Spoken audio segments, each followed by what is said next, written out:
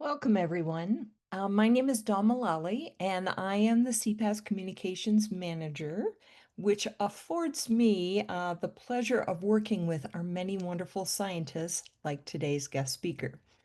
I am delighted to have you attend the CPAESS Discovery Series.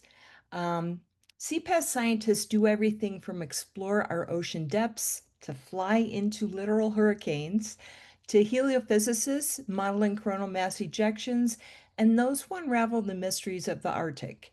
And we want to share all of this with the public, the NCAR-UCAR community, and our many colleagues at universities and agencies across the globe. Just to orient you, we will be using Slido so that you can pose questions to our speaker, Ben, and you will be able to find access to the tab at the bottom left of the screen. So to get things going, it is my pleasure to introduce to you today's speaker, Dr. Benjamin Johnston.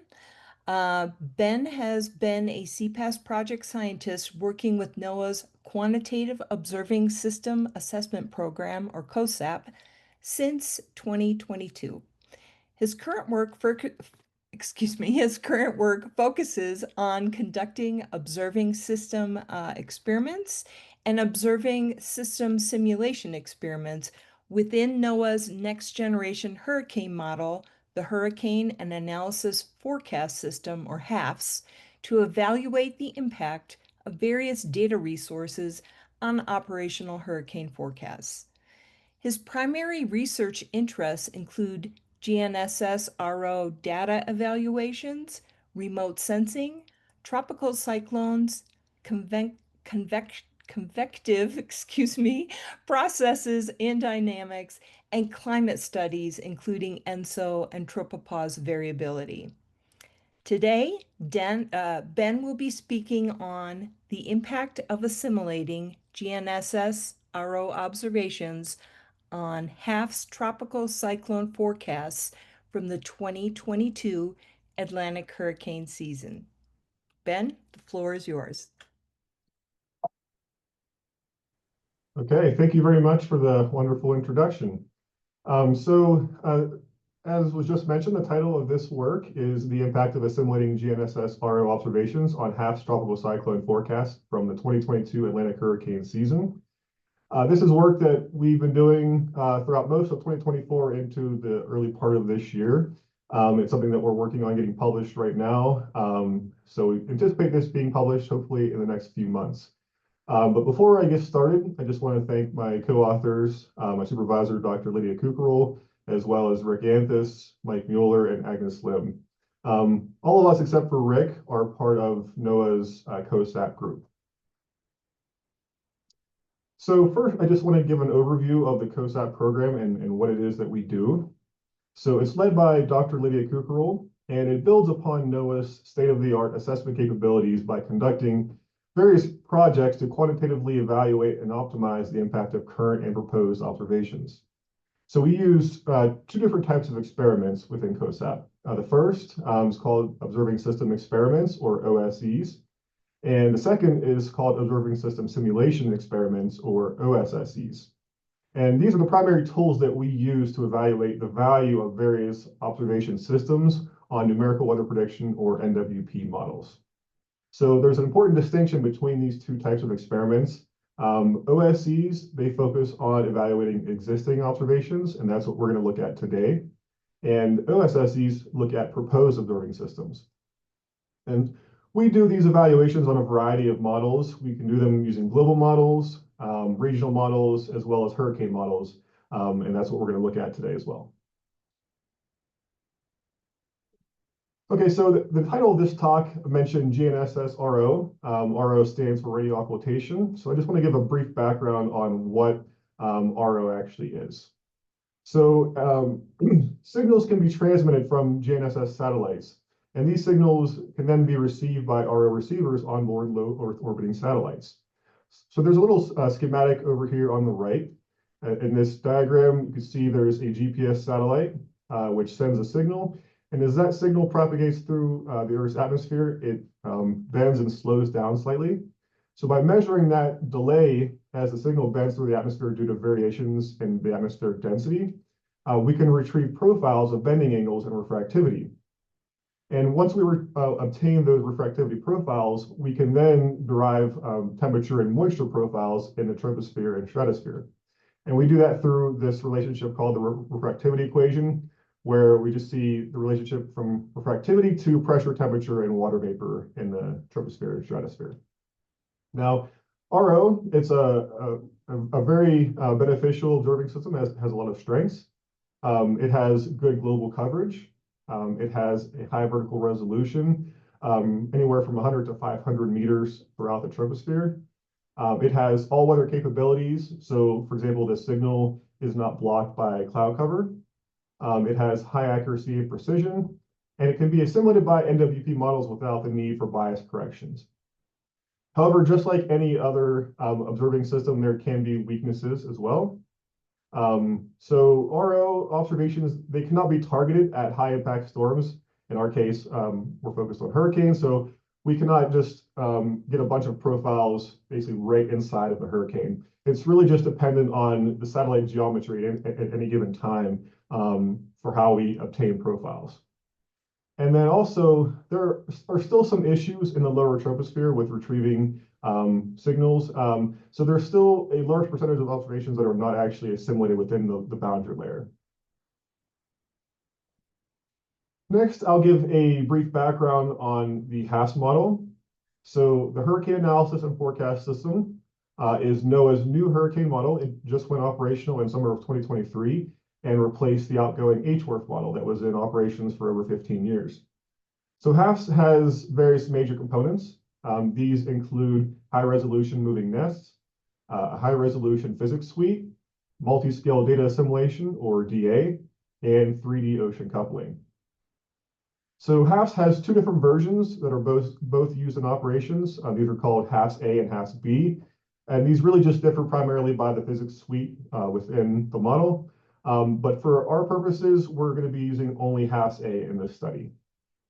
So HAFS has two different atmospheric domains. The parent domain, it has a 6-kilometer resolution, and HAFS, importantly, has a storm-following inner nest that has a 2-kilometer resolution.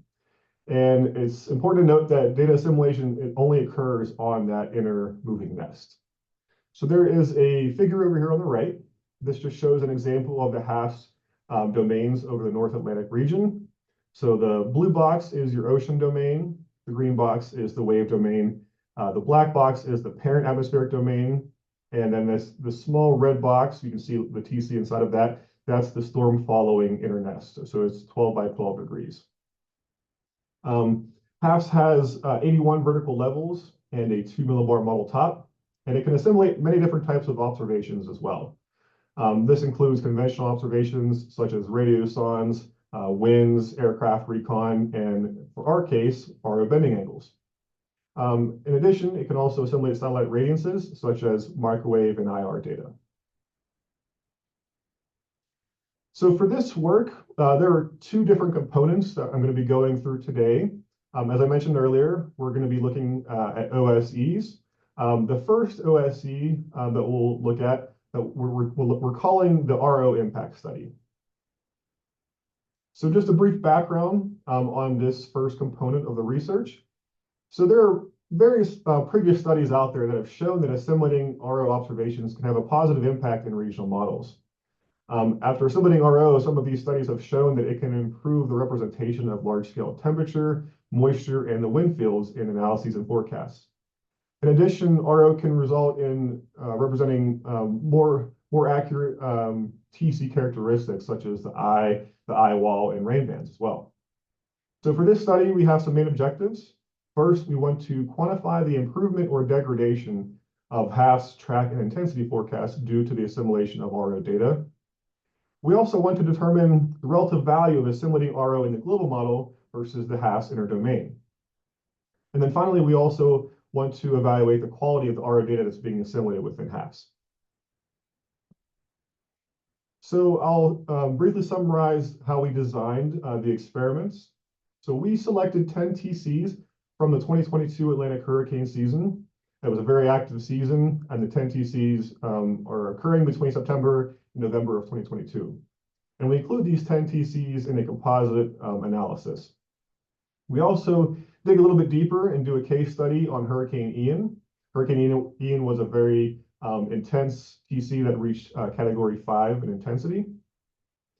So it's important to note that HAFS uses the GFS, or global model output, for the initial conditions. So there are 2 GFS runs that we complete in order to better understand the impact of RO data on the HAFS TC forecasts. So the first GFS run does not assimilate any RO data at all. And the second run assimilates all available RO data. So when we say all available RO data, that means everything that's typically in operations, plus the NOAA DO4 commercial RO data buy. So DO4 just stands for Delivery Order 4. So that commercial RO data buy from NOAA, it requests data from Spire and GeoOptics. These are 2 commercial data providers. From Spire, it requests around 5,500 profiles per day, and from GeoOptics, around 500 profiles per day. And there are varying amounts of RO data that we assimilated in the HAFS storm following interdomain. So there was no RO data in the first 2 experiments, while all available RO was assimilated in the 3rd experiment. So I have a table here in the bottom right corner that just lists the names of the experiments and whether or not there was RO data being assimilated in the global or regional model. So the first experiment we call no RO, that's just the control. That does not have any RO data being assimilated in either the global or the hurricane model. Then the next experiment only has RO in the global, but not in HAFS. And then the 3rd experiment has RO in both the global and within HAFS. And then on the top right, I have a map here showing the 10 TCs that we selected for analysis in this study. This shows the intensities of those 10 TCs as well. So there's a pretty wide variety of TCs that we looked at. Some of them are located primarily in the deep tropics. Some are located primarily in the mid-latitudes. Some kind of transition from the tropics to the mid-latitudes. Some of the TCs are basically just weak tropical storms, and some are very intense hurricanes, such as Ian and Fiona. As I mentioned, we're going to be showing a case study on Hurricane Ian. It was a very impactful hurricane. It made landfall 3 times, once in Western Cuba, once over Florida, and then again in South Carolina. So before we get into the forecast verification statistics, I just want to show what the RO data characteristics look like. So I have this table here on the left. This just breaks it down by the various RO missions that were occurring during this hurricane season and how many profiles per day those missions provided on average. So you can see these first 2 rows, that's Cosmic 2 and Spire. Those 2 missions provide most of the profiles that we're using for assimilation within the models. Cosmic 2 and Spire both provide over 3,000 profiles per day. MEDOP provides a decent amount, and then the last missions all provide less than 100 profiles per day. On the right, this just shows the September 2022 daily averaged gridded data counts. So this kind of shows where the profiles are occurring around the globe. So you can see the warmer colors just mean that there are more profiles occurring in that region, and then the colder colors mean that there are less. So you can see that there's a lot of the warmer colors in the tropics. That just means that that's where you have most of the profiles occurring from RO. And that's because of the Cosmic 2 constellation primarily. Cosmic 2, it has a low orbital inclination, so it provides profiles just between 40 north and 40 south. And that has a focus mostly around the equator. Spire, it has global coverage, but it has the densest coverage in the subtropics and mid-latitudes. So they complement each other very well, ideally for hurricane studies. Next, this figure shows the assimilated RO data characteristics. So what do the profiles look like that are being actually brought into the models? Where are they occurring? So this table shows 3 different columns, and these columns are indicating different distances from the TC center. So the left column are observations that are assimilated less than 75 kilometers away from the center of the TCs. And then progressing towards the right, each column is further and further away from the center of the TC. So there were over 200,000 RO observations that were assimilated for these 10 TCs in the sample. But you can see for the left column, there were only about 1,700 observations assimilated less than 75 kilometers away from the storm center. So that just means that less than 1% of the observations are near the TC inner core.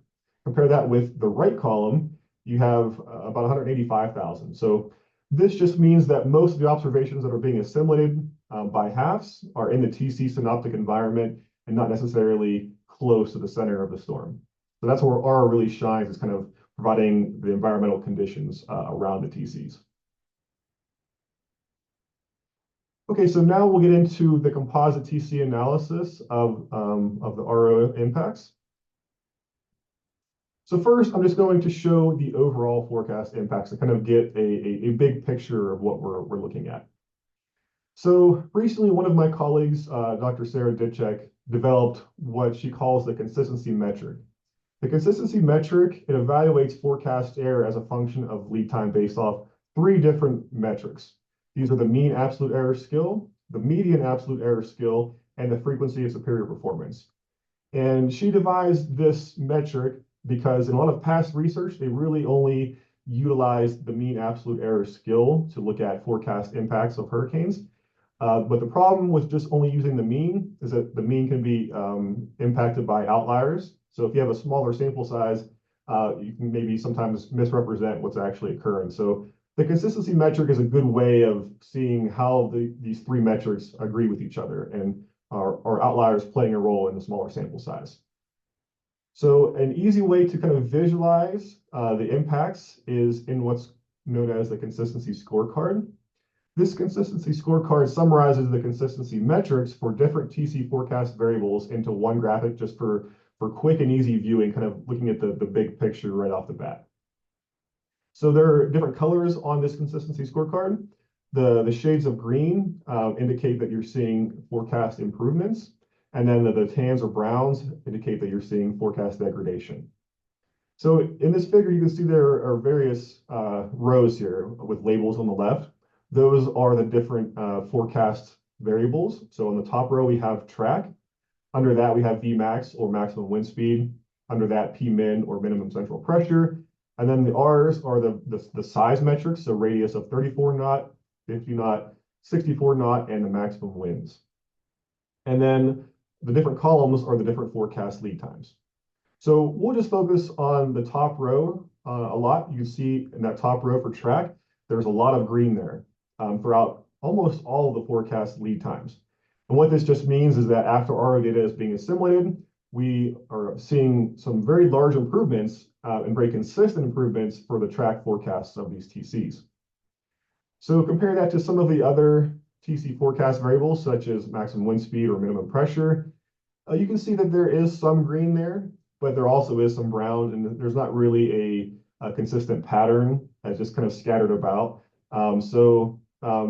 We're not really seeing the consistent impacts to the intensity metrics. So intensity metrics are considered Vmax and Pmin. And then the size metrics, again, we see some green, but some brown. So really, beyond the track forecast, we see mostly just mixed results. We don't really see consistent improvement or degradation. So for OSC number 1, we're really just going to focus mostly on the track improvements and kind of looking into those a little bit deeper. So this next slide shows the composite track statistics. So this shows the mean of the track on the left and the median on the right. And we're just going to focus mostly on these bottom 2 panels because those are showing the mean skill and the median skill. So the red line, that is the control. So the control is always going to be at 0% skill. And we're really comparing the 2 experiments that assimilate RO in either just the global model or in the global and within HAFS to that control.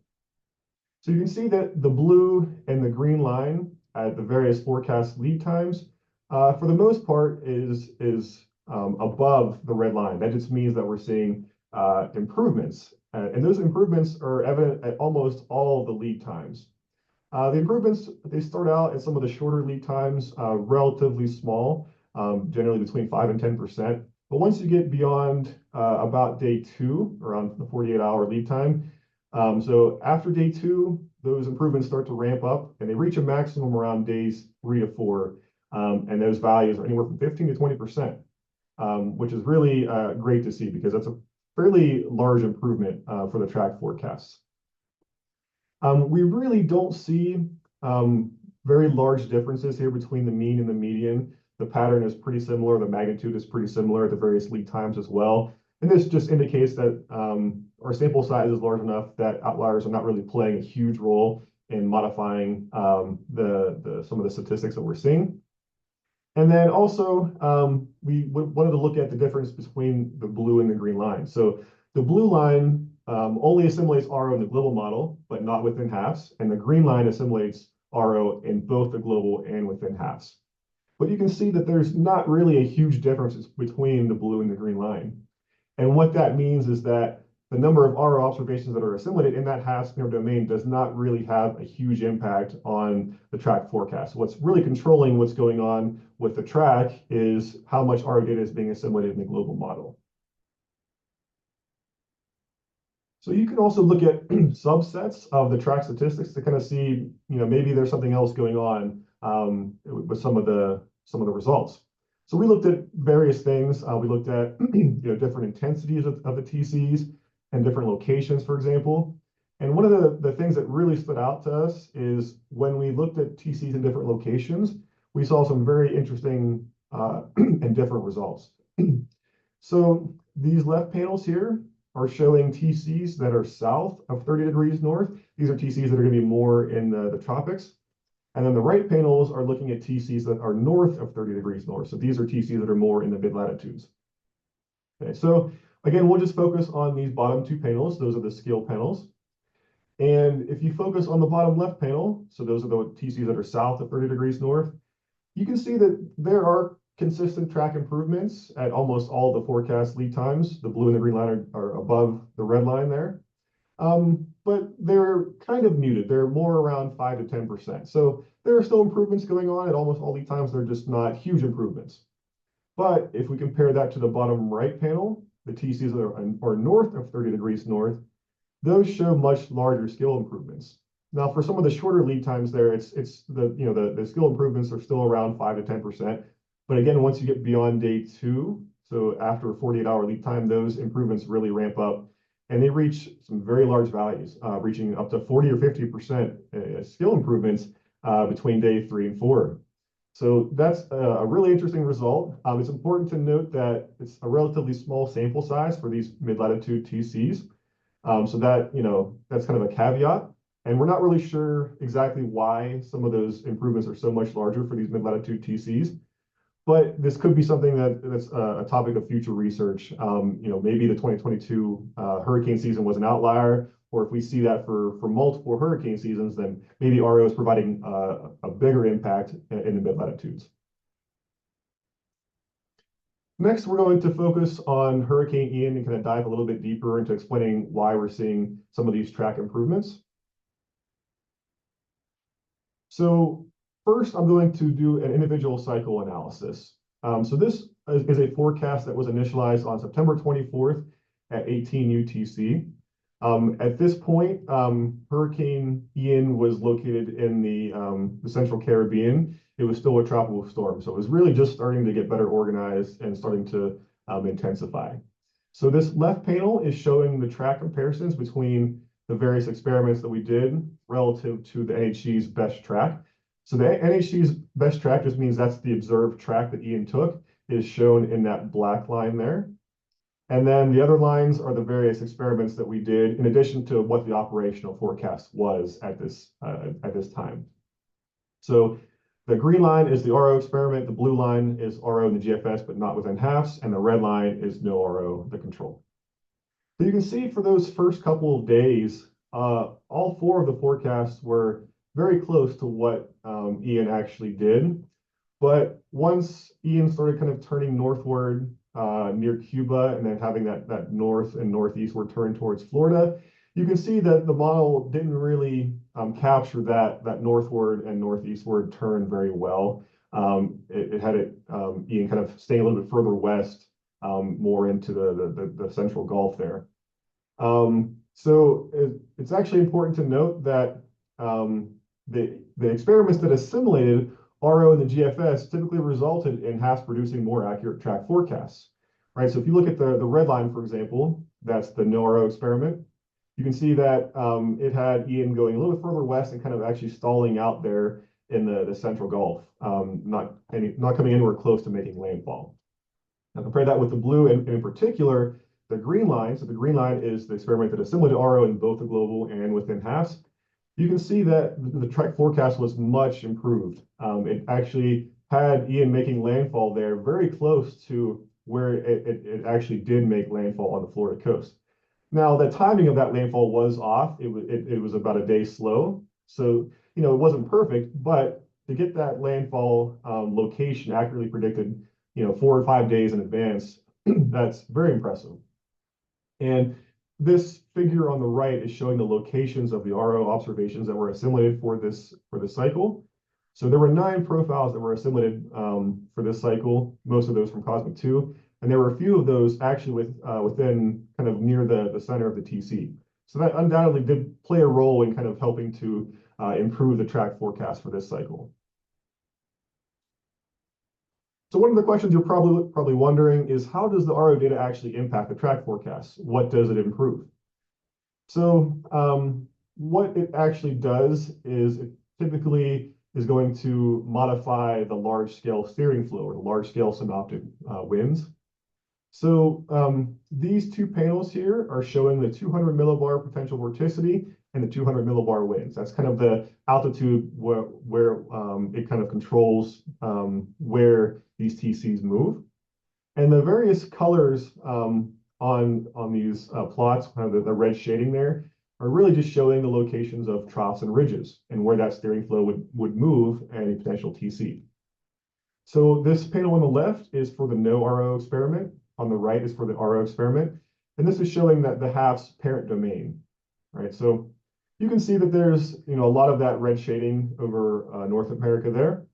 You have kind of this trough building into the central and eastern US and actually kind of dipping down into the northern Gulf of Mexico here. So if we focus on no RO first, you can see that there is that trough there, but it's a little bit more zonal in nature when you get down towards the northern Gulf of Mexico. And the furthest eastward extent of this trough is kind of right around the tip of Louisiana there. You can kind of see that arrow that I included there to point at that region. So that's kind of the extent of that trough at this point in time. So as a result, Ian is still over the Gulf of Mexico and not really that close to making landfall. But compare that to what's going on in the RO experiment in the parent domain. You can see that trough is a little bit deeper, a little bit stronger, and a little bit further eastward as well. So for no RO, it was really just reaching the tip of Louisiana, but you can see in the RO experiment, it's a little bit further south and east. And since that steering flow is a little bit further south and east, that then pushes Ian a little bit further south and east as well. And you can see in this case, Ian at this time is just starting to make landfall over Florida. So really, what RO is doing is helping to modify that steering flow and produce a little bit more accurate large-scale pattern, which then influences the track forecast of the TC. Okay, so just a brief summary of the RO data impacts for OSE number 1. So the TC track forecast showed considerable improvements after our observations were assimilated. And these improvements were seen throughout almost all the forecast lead times. They increased from the shorter lead times to a maximum around days 3 and 4 of about 15 to 20%. And we concluded that this improvement was mainly from assimilating RO and the GFS, because we really only saw smaller differences between the 2 experiments that assimilated RO and the GFS, regardless of whether HAFS assimilated RO. HAFS assimilating RO can produce some small impacts to the track forecast as well, but really what's controlling the majority of those improvements is what's going on in the global model. Now, the assimilation of the available RO data, it only provided minimal benefit to forecasting TC intensity for this first OSE. And this is likely just because there were only a handful of observations that were assimilated near the TC inner core on any given cycle. You really just need more observations to provide more of an impact to the TC intensity metrics. And then finally, the Hurricane Ian case study demonstrated how assimilating RO can improve TC track forecasts through better representation of the synoptic scale flow. Okay, so the second component of this study, OSC number 2, is called the ROMEX impact study. So what is ROMEX, for example? So ROMEX is an acronym. It stands for Radio Occultation Modeling Experiment. So what ROMEX does is it brings together all of the global RO emissions into one data set and processed by one processing center. So the main goal of ROMEX is to inform strategies for future planning of RO emissions, as well as future data acquisitions. And the ROMEX project provides data from September through November of 2022. So it overlaps perfectly with that hurricane season. So the main study objective is to quantify the improvement and degradation of HAFS TC track intensity and size forecasts after assimilating a much larger amount of RO data. And much of this is typically not available for operational assimilation. So a brief summary of the experiment design. So we developed a control, which we titled ROMEX baseline, and the experiment is titled ROMEX supplement to fulfill that main study objective. So we varied the amount of RO observations that are assimilated within both the GFS and HAFS. We selected 5 TCs over a 3-week period, so roughly mid-September through the beginning of October, from that hurricane season for a composite analysis. And we also dove a little bit deeper into Hurricane Ian again in the case study. So this slide shows the table of the experiments as well as the TCs within that sample. So as I mentioned, we have a control, which is called ROMEX baseline. So ROMEX baseline contains the RO emissions that are currently in operational use. That's here in parentheses. So Cosmic 2, MEDOP B and C, PAESS, COMSAT 5, CARISAR X, and Tandem X, plus Sentinel 6 on top of that. So ROMEX baseline provides approximately 6,000 profiles per day. Now compare that to ROMEX supplement. That includes everything that's already in ROMEX baseline, so those 6,000 profiles, plus all the commercial RO data as well. And those data providers are Spire, Planet IQ, and GeoOptics. So ROMEX supplement has approximately 28,000 profiles per day, over 4 times as many compared to ROMEX baseline. And most of those additional profiles are coming from Spire. Spire provides anywhere from 18,000 to 20,000 profiles per day. And then on the bottom here, this map shows the TCs. So there were only 5 in this sample size here. We have some of the same ones from before. We have Hurricane Ian again, Fiona, and Gaston, and then 2 shorter duration ones, Hermione and 11, that were not in OSC number 1. Okay, so as before, first we'll look at the composite TC analysis. And we'll look at the consistency scorecard again first to kind of get the overall picture of what's going on for these forecast impacts. So we'll focus on really these first 2 rows here, the track and the maximum wind speed. So for track, you can see that there is a lot of green evident here. That just means we're seeing a lot of improvement, but it's not quite as evident for all forecast lead times, especially when you get to some of the longer lead times. You can see more neutral, really not improvements or degradation there. But you do still see a lot of green, which means you are still seeing improvements to track forecasts. But really, the key difference between OSC number 1 and OSC number 2 is Vmax. So that's one of the intensity metrics. For Vmax now, you can see that there's a lot of green shown here. And that just means that you're now seeing improvements to the maximum wind speed forecast as well. And that's something that we didn't see in the previous results. So this is going to be one of the focuses of the rest of the presentation is looking at the maximum wind speeds. You do still see some improvements for Pmin, but it's not quite as much as Vmax. You see some green, but see a lot of neutral as well. And then for the size metrics, you see a lot of green for the 50 knot wind radii, but you see a lot of brown for the 64 knot. So again, kind of still mixed results seen for the size metrics. So we really won't focus too much time on those for the rest of the talk, really just focusing mostly on track and maximum wind speed.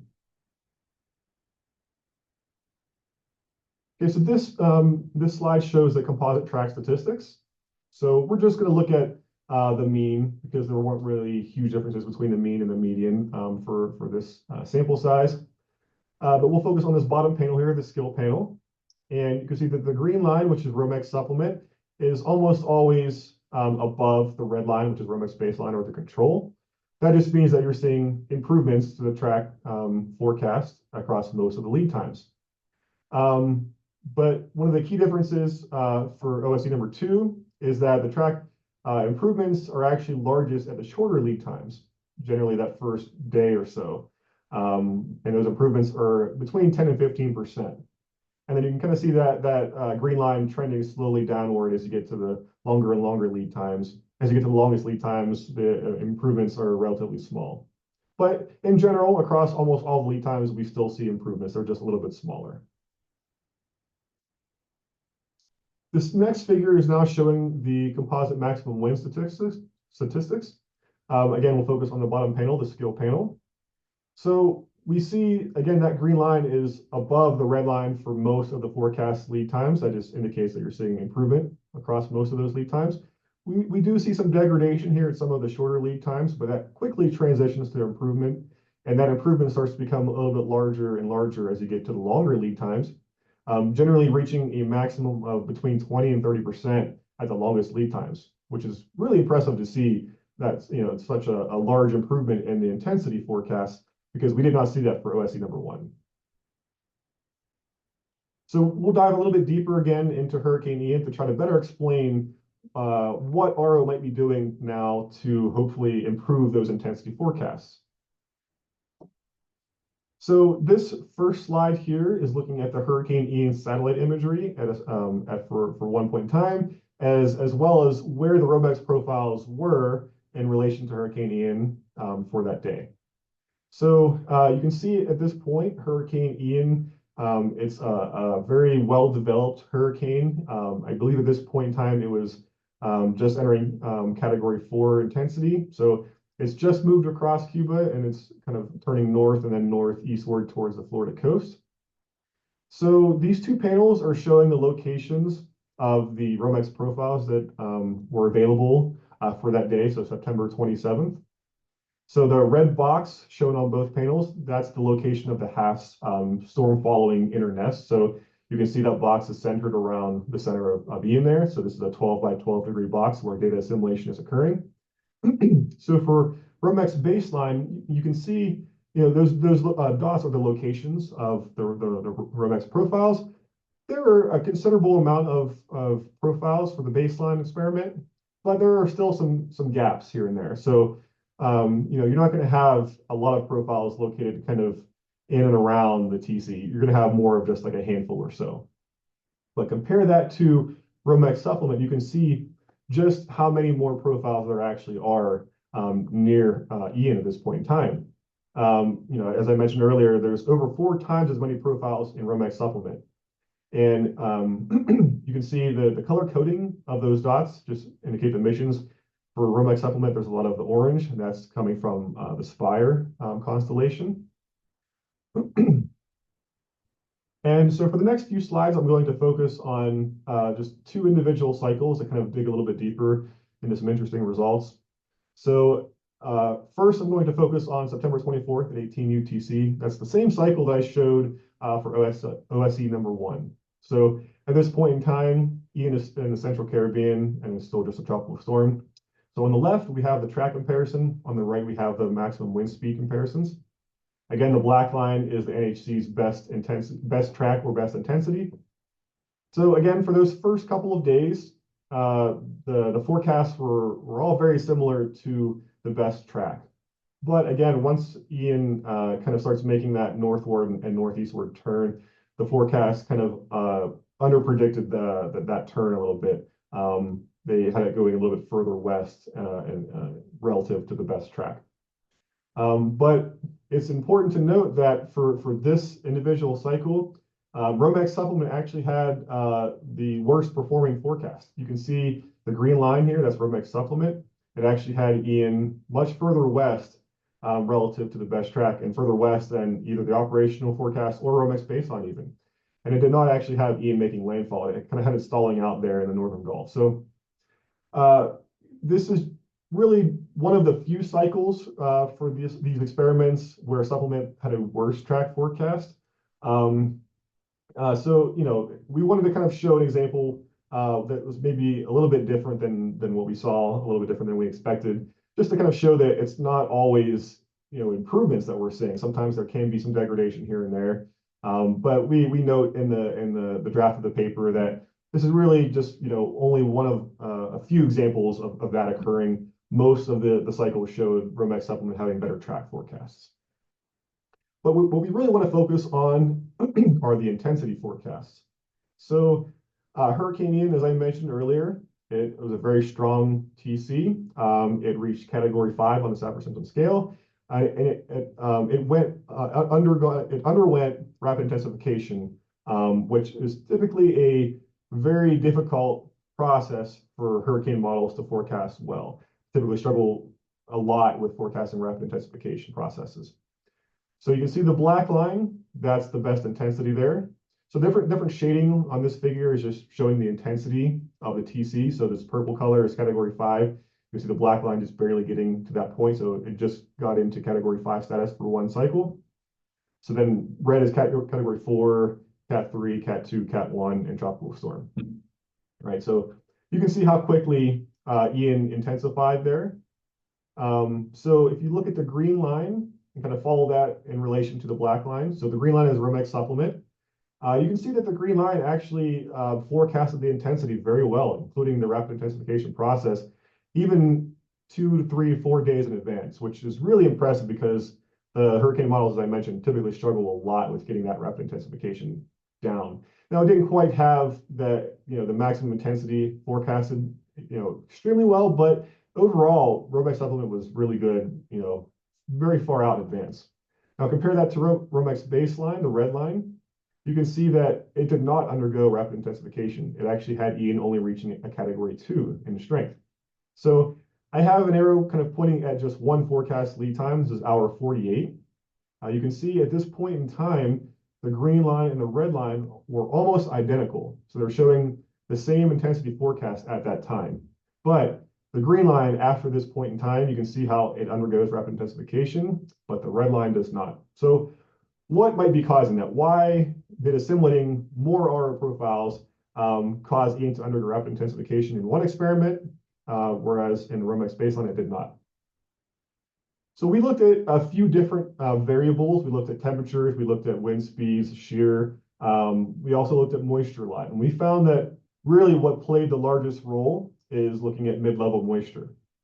So RO is really good at improving mid-level moisture. And mid-level moisture is a key factor in determining whether a TC can undergo rapid intensification or not.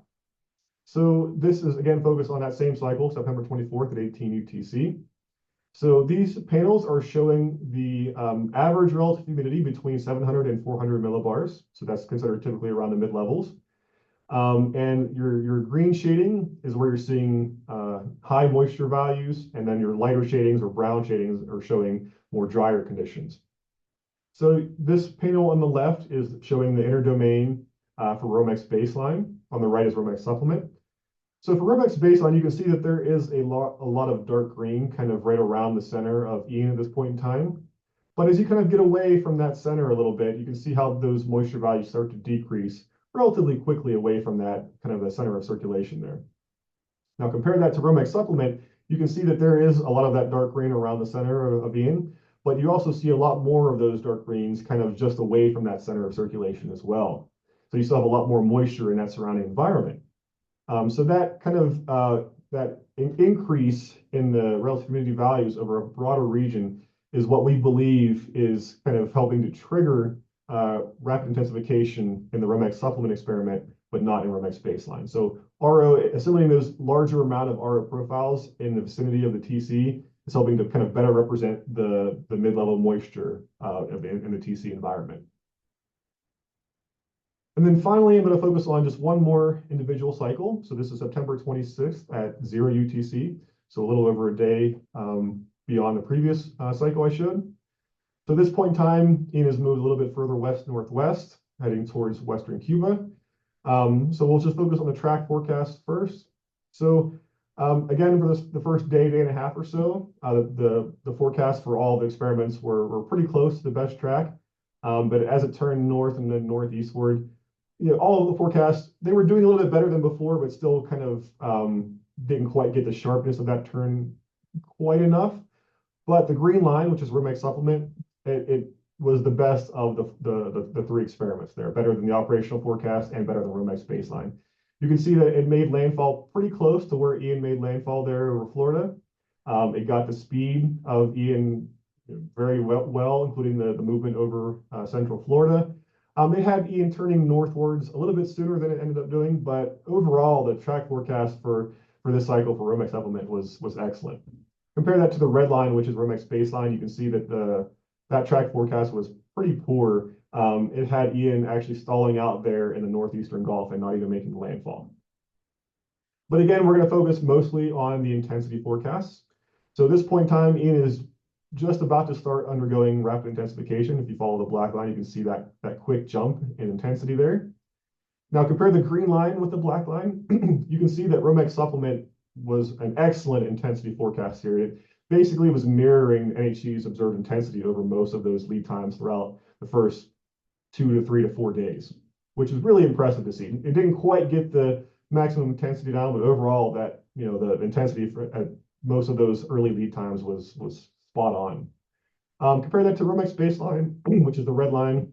Baseline performed pretty well, but there were still some individual lead times where it did underperform a little bit. And we're really going to focus on this one lead time here, hour 66. You can see how baseline, it kind of dipped in intensity there for that one time, whereas supplement did not. So why might that have been? And again, we can kind of trace that to the mid-level moisture of those two experiments. So this is again focused on the 26th at 0 UTC. Same figures as before, we're showing the 700 to 400 millibar average relative humidity. So on the left, looking at ROMEX baseline. So as I showed towards the end of OSC number 1, the large scale flow pattern was showing a trough that was starting to kind of come into the picture into the northern Gulf of Mexico. And that's really starting to impact Hurricane Ian a lot. You can see a lot of the browns on the western side of Ian at this point. That's just showing the dry air that's starting to be pulled into Ian a little bit from that trough. So really you can kind of see on that western and southern edge of Ian there, that's really starting to pull some of that dry air in. And for ROMEX baseline, you can see there is still some high values of moisture on that side of Ian, but it's not a very wide kind of swath of moisture at this point. It's kind of narrow. So there's a little bit more dry air starting to wrap into Ian's core over that quadrant. And that likely is what produced a little bit of that weakening before landfall. Now compare that to ROMEX supplement. You can see how there is dry air on the western side, but the thickness of that high moisture region in that area in the southwestern portion of Ian is a little bit thicker. And what that little bit thicker region of high moisture is doing is helping to kind of insulate the center of circulation of Ian, and it's preventing any weakening from occurring before landfall. You can see kind of the outline of Florida right here. So at this point in time, Ian is just about to make landfall here. So we really didn't see the weakening occur in ROMEX supplement because the moisture is being better represented. And this is actually what did happen. You did not really see that weakening occur before landfall. Okay, so final slide is showing the ROMEX data impact summary. So we did still see TC track forecasts show improvements after a large amount of our additional RO observations were assimilated. And they were seen throughout almost all the lead times, but the values were a little bit smaller relative to OSC number 1. And the maximum values occurred now at earlier lead times, and they were about 10 to 15%. But the key difference between OSC number 1 is that we now saw intensity forecasts showing large improvements. We saw improvements across almost all lead times, and the maximum improvements were anywhere from 20 to 30% at longer lead times, which is really impressive to see. And the Hurricane Ian case study demonstrated how assimilating a larger amount of RO profiles can improve complex TC intensity forecasts, including the rapid intensification process, which is still not well understood by the science, and it's not really handled well by the forecasts. And it does this through better moisture representation. Okay, so that is all I have for today. So I just want to thank everyone for attending, and I'm happy to take any questions that you might have. Excellent. Thank you so much for sharing your work with us, Ben. We really do appreciate it. And now we will begin our Q&A portion of today's seminar. I'd like to direct everyone's attention to Slido so that you can ask your questions either through the QR code that you see on your screen or a Slido tab in the upper left corner of your screen. While we are doing that, I would like to invite you to check out our webpage, cpaess.ucar.edu, for upcoming seminars. Our next scheduled seminar is on Wednesday, August 20th, 2025 at 11 a.m. Mountain Time with Dr. Mei-Young Lin, a NASA Jack Eddy postdoctoral fellow. Please join us for that talk as well. And we also invite you on that page, you can also find a link to this talk after it is posted on CPASS's YouTube channel. So it looks like we do have a question here, and it says, "Thank you for your research. It is so important to have excellent forecasts to protect people's lives during hurricanes. What improvement approaches will you be working on next?" Yeah, so thank you for the comment, Carol. I really appreciate that. And to answer your question, we have been working on a couple of different things in recent months. Mostly those have been focused on OSSEs, trying to kind of figure out how some proposed observing systems could impact TC forecast. One of the things we're looking at in recent months is kind of how to kind of design the next generation of RO satellites, and if we were to look at them placed in certain orbits, how that might impact the TC forecasts. And then also looking at satellite radiance data as well. We're kind of looking at different observing systems and how some proposed observing systems could impact TC forecasts as well.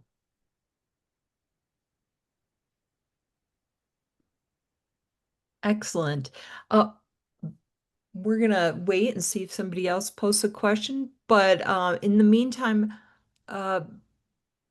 Ben, what are your thoughts on the future of climate modeling as it pertains to hurricanes in general? Is there like a trend that is it like the more elements, and I'm a non-scientist, more elements that you integrate, the more accurate you can get, and so therefore you're looking to integrate more elements in terms of data information, or can you explain a little bit more about that? Yeah, so that's a good question. So when, what we do is whenever we try to see how implementing a new type of observation system can impact these TC forecasts. And sometimes the impact is not always positive. Sometimes it can actually produce degradation. And what that typically means is that there needs to be additional work done to try to optimize the assimilation of that data. So it's not always as simple as just, hey, we're going to have this new observing system, let's bring it into the model and it should automatically produce positive impacts. It doesn't always work that way. So part of what we do is to see, okay, well, if we just bring it into the model, does it produce positive impacts right away? If not, then we need to spend some time working on optimizing the assimilation. And what that just typically means is looking into the error characteristics of those observations and how we're kind of handling the quality controls, for example. Sometimes you need to have stricter quality controls. Sometimes they're a little bit too strict. We need to relax them a little bit. Ideally, the more observations that you have, the more improvement you'll see, but it doesn't always work that way. Sometimes you need to do additional work to kind of better utilize that data coming in. But yeah, typically, yeah, the more observations, the better. So yeah, that would be ideal, is to keep getting more and more observing systems, and specifically for this work, more RO observations as well. Excellent. So for the people who end up watching this on YouTube, do you have an email address you would like to share in case they have a question later when they view it? Yes, I do. I probably should have put that in the presentation, but you can use either my UCAR or my NOAA email address. So my UCAR email is simply bjohnston@ucar.edu. And my NOAA email is benjamin.johnston@noaa.gov. So either of those would be fine to send additional questions to. Excellent. Excellent. And I concur with Carol and her comment, the beginning of her comment, that we really do appreciate the valuable work that you do because it does save lives. And so thank you so much. Um, I would like to thank everyone for coming to this UCAR-CPAESS Discovery Seminar. And remember that you can go to the website to find out about future talks at cpass.ucar.edu and to find this recording there. You will also, yes, you will be able to find it within a week. It'll be uploaded to YouTube. Ben, our sincere thanks to you for sharing your important work with us. Thank you also to Alex Meyer of CPAS and Fletcher Ryan of UCAR Multimedia Services for their invaluable assistance. And we hope to see all of you at our next CPAS Discovery Seminar in July. Have a good afternoon, everyone.